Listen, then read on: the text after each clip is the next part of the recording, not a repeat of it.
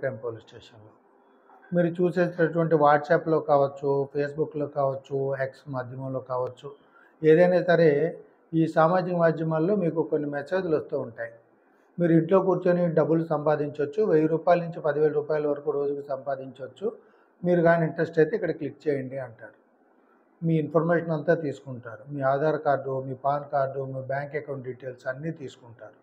మీకు కొన్ని వీడియోలు పంపిస్తాం. వాటిని మీరు లైక్ చేయాలంటారు. లేకపోతే కొన్ని పీడీఎఫ్ డాక్యుమెంట్స్ ఇస్తాం. దాన్ని వర్డ్‌లో కన్వర్ట్ చేయాలంటే ఇలా డిఫరెంట్ టాస్క్‌లు మీకు అప్పచెప్పి మీరు ఇచ్చినటువంటి టాస్క్‌ని బేస్ చేసుకొని మీకు పేమెంట్ ఉంటుందని చెప్తారు. ఇనీషియల్‌గా మీకు ఏదో పేమెంట్ ఇచ్చినట్టుగా కూడా వాళ్ళ అకౌంట్‌లో అంటే మీకు ఏదైతే అకౌంట్ వాళ్ళ ద్వారా క్రియేట్ చేయబడుతుందో ఆ ప్లాట్‌ఫామ్‌కి సంబంధించిన అకౌంట్‌లో మీ అకౌంట్‌లో డబ్బులు జమ అయినట్టుగా కూడా చూపిస్తారు. కానీ మీరు ఆ డబ్బులు డ్రా చేసుకోలేరు. దీని తర్వాత ఏం చేస్తారంటే మీరు కానీ ప్రీమియర్ మెంబర్ అయినట్లయితే మీరు పెట్టుబడి పెట్టాల్సి ఉంటుంది. పెట్టుబడి పెడితే రిటర్న్స్ బాగుంటాయి. మోర్ దాన్ 50% మీరు వితిన్ షార్ట్ పీరియడ్‌లో మీరు లాభం పొందవచ్చు అని చెప్పి మిమ్మల్ని మోసపుచ్చి ఏం చేస్తారు, మీ దగ్గర నుంచి డబ్బులు వేయించుకోవడం మొదలుపెడతారు. అది ఇనీషియల్‌గా మీ దగ్గర రూ. 1000, 2000 నుంచి మొదలుపెట్టి లక్షల్లో కూడా వెళ్ళిపోయి చాలామంది మోసపోవటం అనేది జరుగుతుంది. కాబట్టి ప్రతి ఒక్కరూ గుర్తుపెట్టుకోండి.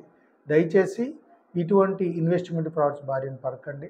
మీరు ఒక వీడియో లైక్ చేస్తేనో, షేర్ చేస్తేనో, లేదంటే ఒక పీడీఎఫ్ డాక్యుమెంట్ వర్డ్‌లో కన్వర్ట్ చేస్తేనో, వర్డ్ డాక్యుమెంట్ పీడీఎఫ్‌లో కన్వర్ట్ చేస్తేనో, యూట్యూబ్ వీడియో 10 మందికి షేర్ చేస్తేనో మీకు డబ్బులు వస్తాయనేటటువంటి దాంట్లో వాస్తవం లేదు. ఇటువంటి వాటిలో మీరు అసలు నమ్మకండి. ఒకవేళ మీకు ఫోన్‌లు వచ్చినా, మెసేజ్‌లు వచ్చినా ఇమ్మీడియేట్‌గా మీరు దాన్ని అదే పోర్టల్‌లో రిపోర్ట్ చేయండి.